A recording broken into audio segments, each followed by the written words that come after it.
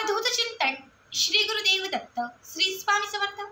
तुम्हा सर्वांचं आपल्या स्वामी शक्ती या चॅनलमध्ये मनापासून स्वागत आहे। स्वामी तुम्हा सर्वांच्या सर्व चांगल्या इच्छा पूर्ण करो एवढीच स्वामींच्या चरणी प्रार्थना करते आणि आपल्या आजच्या या नवीन आणि सुंदर व्हिडिओला पुन्हा एकदा नव्याने सुरुवात करते। फक्त आज 26 डिसेंबर बघा, अत्यंत महत्त्वाचा दिवस। आज खरं तर मंगळवार जो माता लक्ष्मीचा दिवस आपण समजतो, याच दिवशी आलेली आहे मार्गशीर्ष पौर्णिमा। पौर्णिमेचा दिवस हा माता लक्ष्मीला प्रसन्न करणारा, माता लक्ष्मीला आकर्षित करणारा असतो आणि याच मार्गशीर्ष पौर्णिमेच्या दिवशी आहे दत्त जयंती। आज खरं तर अन्नपूर्णा जयंती देखील आहे, म्हणजे दत्त जयंती, अन्नपूर्णा जयंती, त्याचबरोबर आज मार्गशीर्ष पौर्णिमा, तीनही शुभयोग एकाच दिवशी आल्याने आजचा जो दिवस आहे तो उपाय आणि सेवा करण्यासाठी अत्यंत महत्त्वाचा आणि सर्वात मोठा आहे। बघा, आजच्या या व्हिडिओमध्ये मी तुम्हाला तुमच्या आयुष्यात धनाची प्राप्ती होण्यासाठी, घरात असलेलं दारिद्र्य समाप्त होण्यासाठी, कितीही मोठं असणारं कर्ज संपण्यासाठी आणि आयुष्यामध्ये असलेली, घरामध्ये असलेली, तुमच्या जीवनामध्ये असलेली जी नकारात्मकता आहे, ही नकारात्मकता संपण्यासाठी एक अत्यंत असा महत्त्वाचा उपाय सांगणार आहे। बघाच, पौर्णिमा आहे आणि पौर्णिमेच्या दिवशी तुळशी मातेची सेवा ही विशेष महत्त्वाची आहे।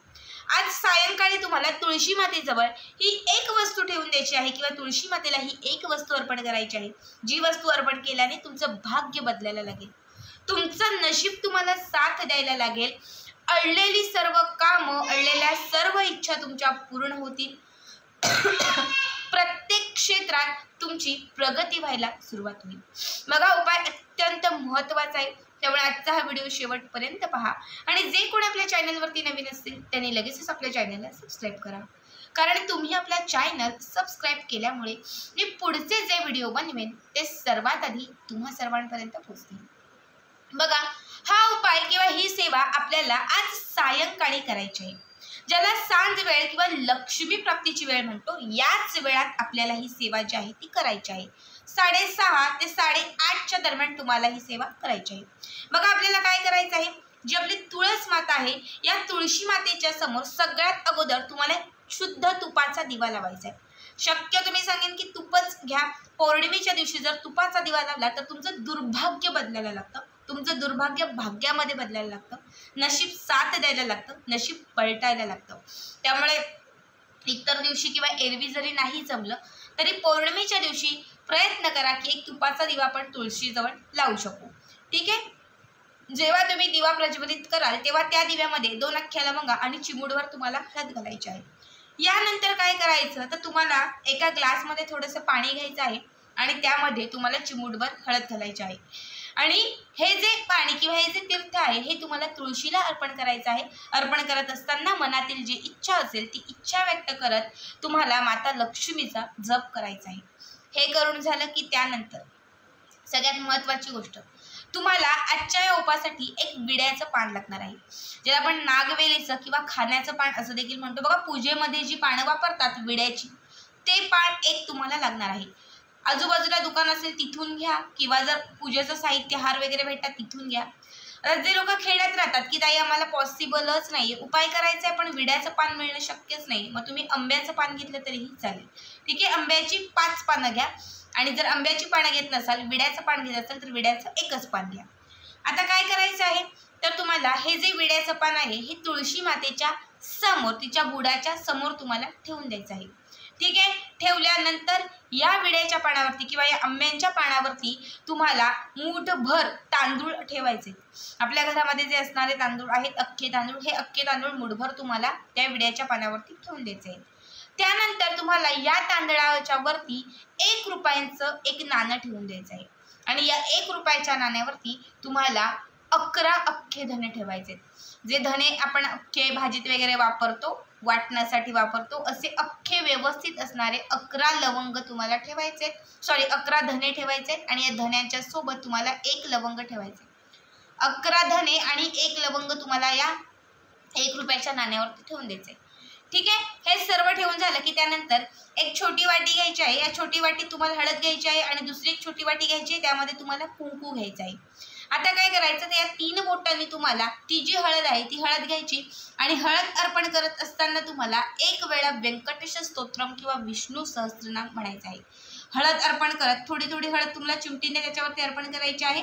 म्हणजे जे तांदूळ, विड्याच्या पानावरती जे तांदूळ आणि 1 रुपयाचं जे नाणं ठेवलेलं आहे, धने ठेवलेलं आहे, त्याच्यावरती तुम्हाला हे चिमटीने थोडं थोडं थोडं, जसं आपण कुंकुमार्चन करतो सेम त्याच पद्धतीने तुम्हाला हळद अर्पण करत तुम्हाला व्यंकटेश स्तोत्र किंवा विष्णू सहस्त्रनामाचं पठण करायचं आहे. त्यानंतर विष्णू सहस्त्रनाम म्हणून झालं की त्यानंतर तुम्हाला कुंकू घ्यायचे. या 3 चिमटीत कुंकू घ्यायचं आणि ते कुंकूही थोडं थोडं अर्पण करत तुम्हाला 1 वेळा महालक्ष्मी अष्टकम म्हणायचं आहे. नमस्ते सुमहामाये श्रीपीठे सुरपूजिते शंखचक्र गदा हस्ते महालक्ष्मी नमस्तुते असं म्हणत तुम्हाला संपूर्ण 1 महालक्ष्मी अष्टकम म्हणायचं आहे. फक्त 5 मिनिटं लागतील या सेवेला, फक्त 5 मिनिटं. ठीक आहे. हे म्हणून झालं की त्यानंतर एक उदबत्ती घ्यायची. ती उदबत्ती तुम्हाला त्या विड्याच्या पानाला, जे तुम्ही इच्छा प्राप्तीसाठी विड्याचं पान आणि तांदूळ वगैरे ठेवलेलं आहे, तर त्या सर्वाला उदबत्ती ओवाळायची आहे. तुळशी मातेला उदबत्ती ओवाळायची आहे. त्यानंतर जो दिवा लावलेला आहे तो दिवा तुम्हाला तिथे ओवाळून घ्यायचा आहे. यानंतर तुम्हाला तिथून उठायचं आहे. तुळशी मातेला तुम्हाला 11 प्रदक्षिणा घालायच्या आहेत. इच्छित मनोकामना व्यक्त करायची आहे. ओम नमो भगवते वासुदेवाय नमः या मंत्राचा जप करायचा आहे. समजा तुम्हाला तुळशी भोवती प्रदक्षिणा घालणं शक्य नसेल की ताई आम्हाला जागा नाहीये, तुम्ही स्वतः भोवतीच जरी प्रदक्षिणा घातल्या तरीही चालते. आणि त्यानंतर मग तुमची जी काही बाकीची कामं असतील ती तुम्ही करू शकता. प्रयत्न करा की हा जो दिवा आहे तो कमीत कमी 4-5 तास तरी असाच पेटता राहील. ठीक आहे. दुसऱ्या दिवशी बघा, रात्रभर हे असंच ठेवायचं तुळशी समोर. जेव्हा दुसऱ्या दिवशी तुम्ही स्वच्छ स्नान वगैरे करा, अंघोळ वगैरे झाली दुसऱ्या दिवशी की त्यानंतर काय करायचं, तुळशी मातेच्या जवळ यायचं. 1 ग्लासभर पाणी तुळशी मातेला अर्पण करायचं. त्यानंतर तुळशी मातेला पाणी वगैरे अर्पण करून झालं की त्यानंतर जे तुम्ही ठेवलेलं होतं विड्याच्या पानावरती सगळं काही, तर त्यातील विड्याचं पण बाजूला काढायचं.